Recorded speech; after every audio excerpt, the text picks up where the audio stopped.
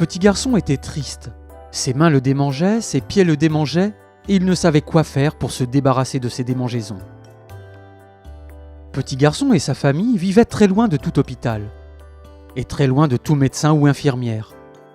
Ils habitaient un village perché dans les montagnes des Philippines. Les autres garçons et filles du village avaient aussi les mains et les pieds qui les démangeaient. Personne ne savait quoi faire à ce sujet. Un jour, 2 jeunes femmes arrivèrent au village. Petit garçon les entendit dire qu'elles étaient missionnaires venues de très loin. Il les entendit dire qu'elles allaient vivre 1 an dans son village. Puis l'une d'elles le regarda directement et l'invita à écouter des histoires sur Dieu.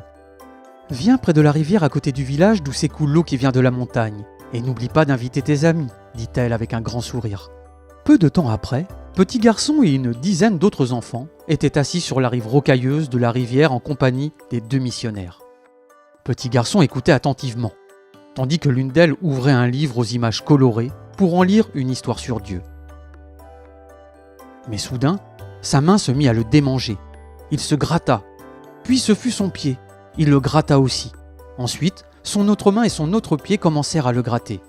Les autres enfants ressentirent aussi des démangeaisons.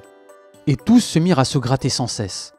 C'était difficile de se concentrer sur l'histoire de Dieu en se grattant ainsi. Les missionnaires remarquèrent que les enfants étaient distraits par leurs démangeaisons. Elles examinèrent de près leurs mains et leurs pieds. « J'ai une idée, dit l'une des missionnaires. Quand j'étais petite, j'ai vu une éruption semblable dans mon village. Nous faisions bouillir des feuilles de goyavier dans l'eau, puis nous trempions nos mains et nos pieds dedans.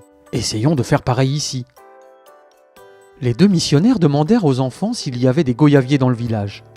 Petit garçon enthousiaste leur en montra un.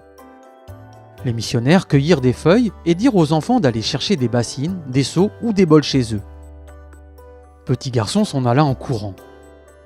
Lorsqu'il revint, il trouva les missionnaires en train de faire bouillir des feuilles de goyavier dans un grand bac d'eau. Elles retirèrent ensuite le bac du feu et attendirent que l'eau refroidisse. Pendant ce temps, elles apprirent aux enfants des chants joyeux à la gloire de Dieu. Puis elles versèrent l'eau dans les bassines, seaux et bols rapportés par les enfants.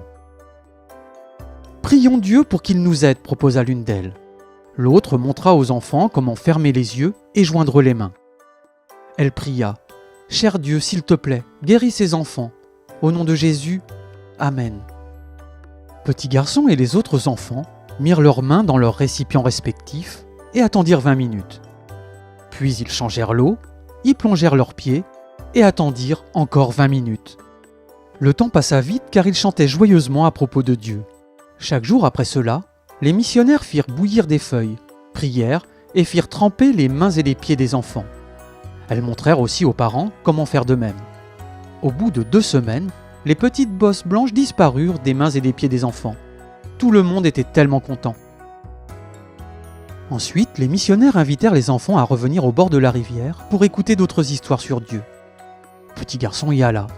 Cette fois, il pouvait écouter attentivement parce que ses mains et ses pieds ne le démangeaient plus. Il voulait en savoir plus sur le Dieu qui avait écouté les prières des missionnaires et qui l'avait guéri. Les 2 jeunes femmes qui ont aidé Petit garçon ont été formées pour devenir missionnaires dans un centre construit grâce à l'offrande du 13e sabbat en 1986.